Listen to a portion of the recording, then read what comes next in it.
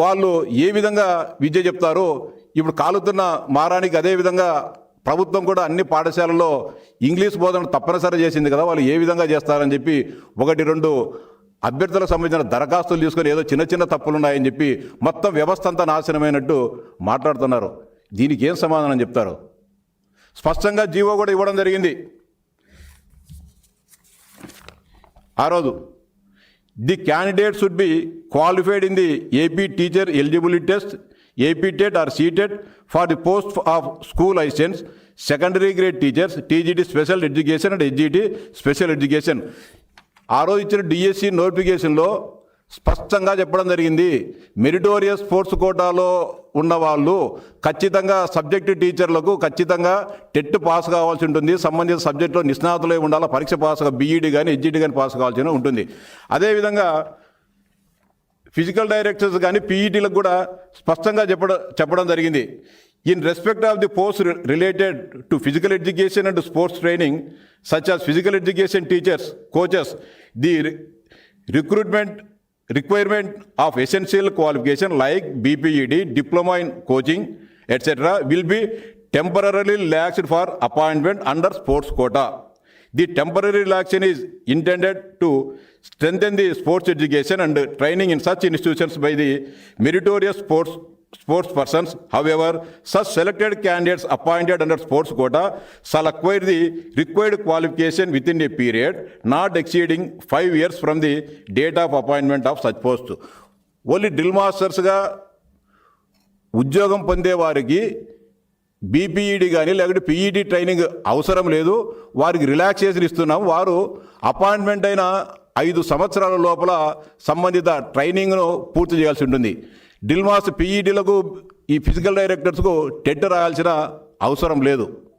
గతంలో కూడా మనం చూసాం, 15-20 సంవత్సరాల క్రితం ఎస్సీ ఎస్టీలకు సంబంధించిన ఉద్యోగార్థులు అందుబాటులో లేనప్పుడు ఇంటర్మీడియట్ పాస్ అయిన వారికి కూడా ఆ పోస్టులు ఇచ్చేసి తర్వాత 4-5 సంవత్సరాలు సమయం ఇచ్చి వారిని ఆ టీచర్ ట్రైనింగ్ పూర్తి చేయమని చెప్పడం జరిగింది. ఆ విధంగా కూడా అనేక సంవత్సరాలుగా ఈ ఆంధ్రప్రదేశ్లో ప్రాక్టీస్ ఉండడం జరిగింది. స్కూల్ లైసెన్స్ కానీ హెచ్జిటీల విషయంలో స్పష్టంగా ప్రభుత్వం నిర్దేశించడం జరిగింది. టెట్ పాస్ కావాలి, సంబంధిత సబ్జెక్టులో నిష్ణాతులైన వారికి ఇస్తామని చెప్పి స్పష్టంగా చెప్పినప్పటికీ అవాస్తవాలు ప్రచారం చేస్తూ తెలుగుదేశం పార్టీ కార్యకర్తలకో లేకుంటే వారికి కావాల్సిన వారికో డబ్బులు చేతులు మారి అనవసరమైన అభ్యర్థులకు ఇవ్వడం జరిగిందని చెప్పడం ఎంతవరకు అన్యాయం? ఇది తప్పేమో చూపించండి. ఇది తప్పు. ఎక్కడైనా సరే మెరిటోరియస్ స్పోర్ట్స్ కోటాలో ఫిజికల్ డైరెక్టర్స్ ఉద్యోగాలకు కాకుండా మిగతా స్కూల్ అసిస్టెంట్స్ కానీ హెచ్జిటీలకు ఎక్కడైనా టెట్ పాస్ కాకోకుండా ఉద్యోగం ఇప్పించినట్లు చూపిస్తే మేము రాజీనామా చేసేదానికి కానీ సిద్ధంగా ఉన్నాం. వైఎస్ఆర్సీపీ నాయకులకు సూటిగా సవాల్ చేస్తానా, మీరు ఈ సవాలుకు సిద్ధమైతే రండి, మేము వస్తాం. ఎక్కడ టెట్ పాస్ కాకోకుండా ఉద్యోగాలు ఇచ్చారో చూపించమని చెప్పి సవాల్ చేస్తా ఉన్నా. అలాగే ఇంకోటి మాట్లాడతారు, నిన్న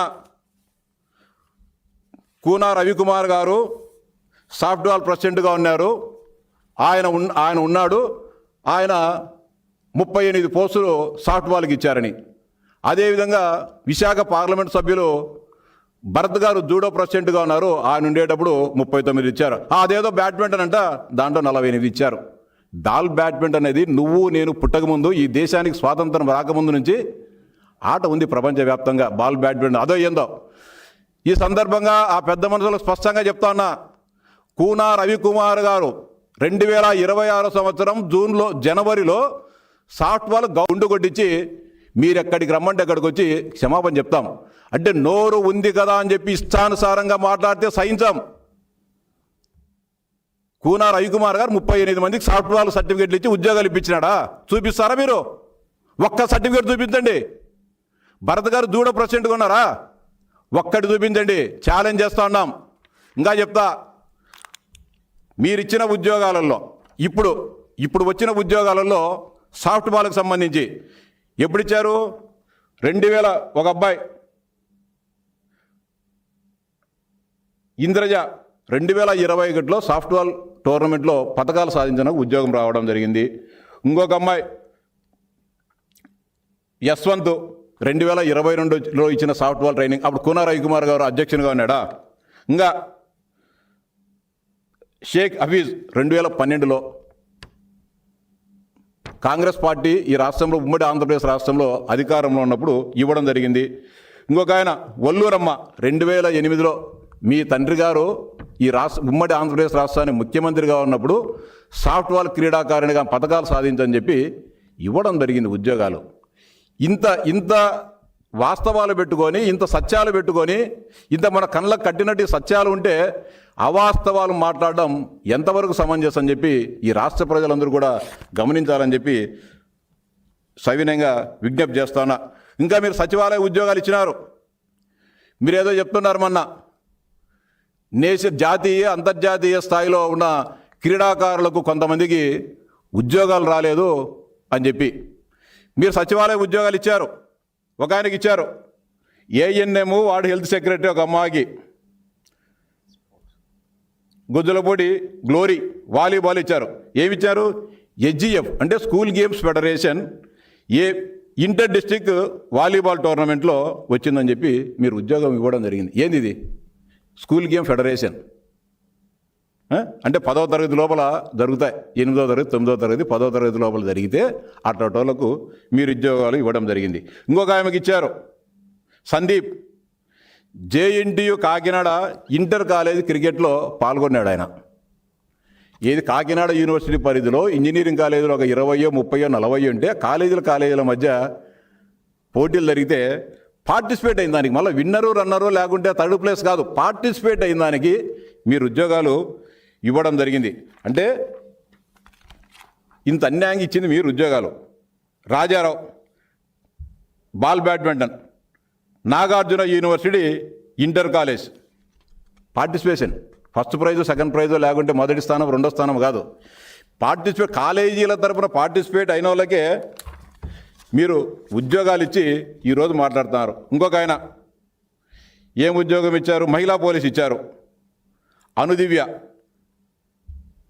రిప్రజెంటేటివ్ ఫర్ ఆచార్య నాగార్జున గుంటూరు కాలేజీల మధ్య జరిగిన పోటీలలో పార్టిసిపేట్ అయిన దానికే మీరు ఉద్యోగాలు ఇవ్వడం జరిగింది. ఇంత అన్యాయంగా మీరు ఉద్యోగాలు ఇచ్చి మీరు మమ్మల్ని మాట్లాడుతూ జరుగుతూ ఉన్నారు.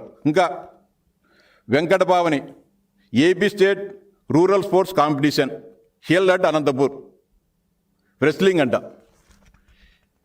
మీరు సర్టిఫికేట్ తయారు చేసి మీరు ఈ విధంగా ఉద్యోగాలు ఇవ్వడం జరిగింది. ఇంకా శరణ్య తేజ యూచెస్ ఛాంపియన్షిప్ ఎక్కడ జరిగింది లేదు, ఏం జరిగింది లేదు. అంటే మీరు ఇష్టానుసారంగా మీరు మీ సర్టిఫికేట్లు ఇచ్చేసి ఇవన్నీ ఆ రోజు కానీ చెప్పడం జరిగింది. మీ మాజీ నాయకుడు, మీ గతంలో నెంబర్ 2గా ఉన్న వ్యక్తి విజయసాయిరెడ్డి గారు, సచివాలయ ఉద్యోగాలన్నీ కూడా మా కార్యకర్తలకు ఇచ్చినాం, ఎమ్మెల్యేలు లెటర్లు ఎవరు తీసుకొచ్చింటే వాళ్ళందరూ కూడా అపాయింట్ చేసి చెప్పిన మాట వాస్తవమా కదా? ఈ రాష్ట్ర ప్రజలందరూ చూసినారు, ఇప్పటికీ వీడియోలు, పత్రికలు ఉన్నాయి. మీరు అన్యాయం చేసి మీ కార్యకర్తలకు మీరు ఇచ్చేసి ఈరోజు అత్యంత పారదర్శకంగా జరిగిన డిఎస్సిని బదనాం చేసే విధంగా మాట్లాడడం ఏ విధంగా సమంజసం? మేము ఇచ్చినాం స్పోర్ట్స్కు, మెరిటోర్ స్పోర్ట్స్ కోటాలో ఎవరికి ఇచ్చాం?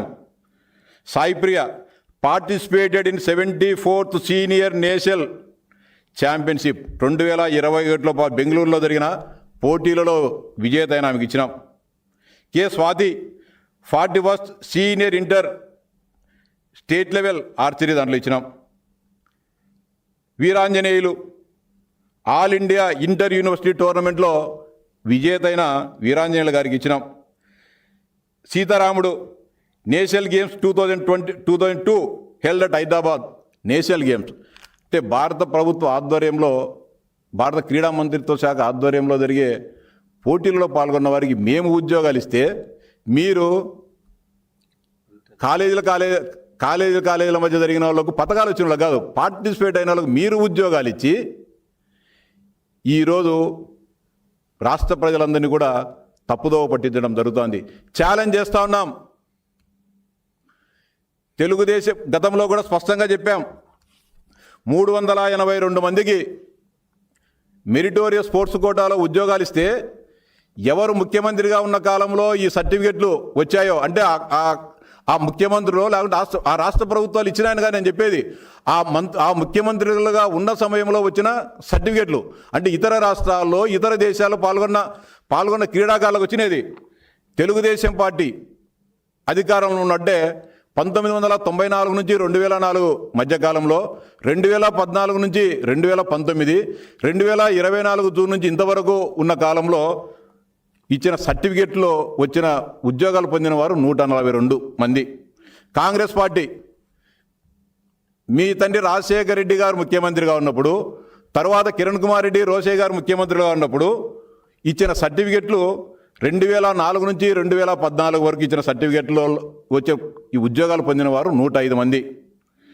మీరు ముఖ్యమంత్రిగా ఉన్నప్పుడు 5 సంవత్సరాల్లో మేము దాదాపు 16 సంవత్సరాలు గౌరవ చంద్రబాబు నాయుడు గారి రాష్ట్రానికి ముఖ్యమంత్రిగా ఉన్నప్పుడు ఈ రాష్ట్రంలో క్రీడాకారులు పొందిన సర్టిఫికేట్లు 142 అయితే, మీరు ముఖ్యమంత్రిగా ఉన్నప్పుడు సర్టిఫికేట్లు పొంది ఉద్యోగాలు ఈ డిఎస్సిలో, ఎన్డీఏ ప్రభుత్వం నిర్వహించిన డిఎస్సిలో ఉద్యోగాలు పొందిన వారు 142 మంది. ఇవన్నీ దొంగ సర్టిఫికేట్లు ఇచ్చినారా జగన్మోహన్ రెడ్డి గారు? మీకు ఛానల్ ఉంది, పేపర్ ఉంది, నోరు ఉంది కదా అని ఇష్టానుసారంగా మాట్లాడితే వాస్తవాలు ఎక్కడికి కానీ పోవు. ఇది వాస్తవమా కాదా? మీ దగ్గరగానున్నాయి 382 మందికి సంబంధించిన సమాచారం మీ దగ్గర ఉంది. మీ వాళ్ళని కూర్చోబెట్టి చెక్ చేయి. ఎవరు ముఖ్యమంత్రిగా ఉన్న కాలంలో ఈ సర్టిఫికేట్స్, అంటే ఈ రాష్ట్రానికి సంబంధించిన క్రీడాకారులు వివిధ దేశాలలో వివిధ రాష్ట్రాల్లో పాల్గొని పథకాలు సాధించారని చెప్పే విషయం బజార్లో ఉంది, బుక్కు, పేపర్లు, ఎవరైనా చెక్ చేసుకోవచ్చు. ఇది అవాస్తవమా? ఇంత వాస్తవాలు, ఇంత నికార్సైన కఠినమైన వాస్తవాలు మీ ముందు ఉంటే ఇంత అవాస్తవాలు ప్రచారం చేస్తానంటే మిమ్మల్ని ఏమనాలో మాకు అర్థం కావడంలే. ఇంత అన్యాయంగా మళ్ళీ మాట్లాడుతున్నారు. నిన్నామన్నా వాళ్ళ బాధ నిలబోసుకుంటారు. మీరేం చెప్తున్నారు? సిబిఐ విచారణ చేయాలా? మేము అధికారంలోకి వచ్చిన తర్వాత ఈ డిఎస్సిని రద్దు చేస్తాం అని మీరు భయోత్పాతానికి ఈ 16,000 మంది కొత్తగా ఉద్యోగాలు పొందిన వాళ్ళందరినీ కూడా భయభ్రాంతులు గురి చేస్తున్నారు. వాళ్ళు బాధతో వాళ్ళందరూ కూడా సమావేశమై మేము ఎక్కడ అన్యాయంగా ఉద్యోగాలు పొందాం, పేద బడుగు బలహీన వర్గాలకు సంబంధించిన పిల్లలము ఒక పూట తిని ఒక పూట తినక మేము చదువుకొని ఈ ఉద్యోగాన్ని సాధించాం. మా తల్లిదండ్రులు కూలీనాలు చేసుకునే వాళ్ళే కనీసం 1,00,000 రూపాయలు కానీ మాకు ఇచ్చే పరిస్థితి లేదు. పుస్తకాలు కొనుక్కోవాలన్నా కూడా మా దగ్గర డబ్బులు లేక లైబ్రరీలలో, స్టడీ సర్కిల్లో మా మిత్రుల దగ్గర పుస్తకాలు చదువుకొని మేము ఉద్యోగాలు తెచ్చాం. కనీసం మాకు ఉండడానికి సరైన ఇల్లు కానీ లేని పరిస్థితులలో మమ్మల్ని కించపరుస్తూ మా ఆత్మస్థైర్యాన్ని దెబ్బతీస్తూ మీరు ఇంత అవమానకరంగా మాట్లాడుతున్నారని బాధతో వాళ్ళందరూ కూడా సమావేశాలు ఏర్పాటు చేసుకొని మీ వైఖరిని, మీరు పెడుతున్న హింసను వారు మాట్లాడుకుంటా అంటే వారిని బెదిరించే కార్యక్రమాలకు మీరు శ్రీకారం చుట్టారు. పాల్గొనొద్దు, రాజకీయాలతో మీకేం పని అంటున్నారు? మీరు కూడా కొంతమంది 5 మందినో 10 మందినో 20 మందినో తీసుకొని పోయి మీ నాయకుని దగ్గర కూర్చోబెట్టి మాట్లాడించినారు. వాళ్ళకేం సంబంధం రాజకీయాలతో? వాళ్ళకేం సంబంధం? అంటే మీ దగ్గరికి వస్తే రాజకీయాలు కాదు, వాళ్ళంతా వాళ్ళ సమావేశమే, వాళ్ళ ఈతి బాధలు, వాళ్ళ గోడు మాట్లాడుకుంటే రాజకీయం. ఇది కరెక్ట్ అయిన పద్ధతి కాదు. ఈ బెదిరింపులకు ఎవరు కూడా ఈ రాష్ట్రంలో భయపడే వాళ్ళు ఎవరూ లేరని చెప్తా ఉన్నా. దయచేసి ఈ రాష్ట్రంలో ఉన్న నిరుద్యోగ అభ్యర్థులకు కానీ, ఇప్పుడు జాబ్ క్యాలెండర్ ద్వారా ఉద్యోగాలు రాసేవాళ్ళు కానీ, మొన్న డిఎస్సికి సంబంధించి టెట్ నోటిఫికేషన్ కూడా విడుదల కావడం జరిగింది. ఎవరు కూడా పడాల్సిన అవసరం లేదు. ఎవరు కూడా ఇబ్బంది పడాల్సిన అవసరం లేదు. ఏదో జరుగుతుందనే ఆందోళన అవసరం లేదు. ఈ రాష్ట్రంలో నిక్కచ్చిగా, నిజాయితీగా 100కు 100% పారదర్శకంగా ఉద్యోగాల భర్తీ ఉంటుంది. లోకేష్ బాబు గారు విద్యకు రాజకీయాలకు సంబంధం ఉండకూడదని చెప్పి అనేక రకాలైన సంస్కరణలు తీసుకొని రావడం జరిగింది. ఈరోజు గతంలో బొత్స సత్యనారాయణ గారు ఈ రాష్ట్ర విద్యాశాఖ మంత్రిగా ఉన్నప్పుడు లక్షలాది రూపాయలు తీసుకొని టీచర్లను బదిలీ చేసిన విషయం వాస్తవం కాదా? 50 కోట్ల రూపాయలు చేతులు మారినాయి ఆ రోజు. ఈరోజు లోకేష్ బాబు గారు ట్రాన్స్ఫర్ యాక్ట్ తీసుకొని వచ్చేసి ఎక్కడ కూడా రాజకీయ నాయకుల ప్రమేయం ఉండకూడదు, పారదర్శకంగా ఉండాలా, విద్యను రాజకీయాలకు దూరంగా పెట్టాలని చెప్పి ఒక నికార్సైన రాజకీయం చేయడం జరుగుతూ ఉంది. ఈరోజు మీరు యూనివర్సిటీలు నాశనం చేశారు. ఈరోజు యూనివర్సిటీలను స్వయం సమృద్ధి చేసేదానికి బ్రహ్మాండంగా దాన్ని తీర్చిదిద్దడానికి బ్రహ్మాండమైన వైస్ ఛాన్సలర్స్ రాజకీయాలకు అతీతంగా వేయడం జరిగింది. అక్కడ ఉన్న ఖాళీగా ఉన్న అన్ని పోస్టులు కూడా భర్తీ చేయడం జరుగుతుంది. వీరందరినీ కూడా భయపెట్టాలని, ఈ రాష్ట్రంలో ఏదో జరుగుతూ ఉందని చెప్పి క్రియేట్ చేసే మీ నాటకాలు ఒక్కటి కూడా నెరవేరవు. మీరు అంత ఆశగాని పెట్టుకోవాల్సిన వల్ల నిరుద్యోగ అభ్యర్థులు కూడా నమ్మే పరిస్థితి లేదు. ఒక సర్వే చేసుకోండి మీ గురించి ఏమనుకుంటున్నారో. 11 డిఎస్సీలు తెలుగుదేశం పార్టీ అధికారంలో ఉన్నప్పుడు జరిగితే ఏ రోజు కూడా ఆరోపణ రాలే. ఆరోపణలు వచ్చింది మీ తండ్రి గారు ముఖ్యమంత్రిగా ఉన్నప్పుడు కడపలో, మీరు ముఖ్యమంత్రిగా ఉన్నప్పుడు గ్రూప్ 1 ఉద్యోగాలను సర్వనాశనం చేసి వాళ్ళను అల్లకల్లోలం చేసి పెట్టడం జరిగింది. మీరు చేసిన ఆరోపణలకు ఇందాక మేము సమాధానం చెప్పాం. మెరిటోరియస్ స్పోర్ట్స్ కోటాలో అర్హత లేని వారికి టెట్ పాస్ గానే వారికి ఇచ్చినారని చూపిస్తే మేము చేసిన ఛాలెంజ్కి సిద్ధంగా ఉన్నాం. అదేవిధంగా కూనా రవికుమార్ గారు, భరత్ గారు ఫెడరేషన్లకు అధ్యక్షులుగా ఉండగా ఉద్యోగాలు ఇచ్చారని చెప్పారు. ఒక్కటి నిరూపించిన మేము ఇంతకుముందు ఏం ఛాలెంజ్ చేసామో దానికి సిద్ధంగా ఉన్నాం.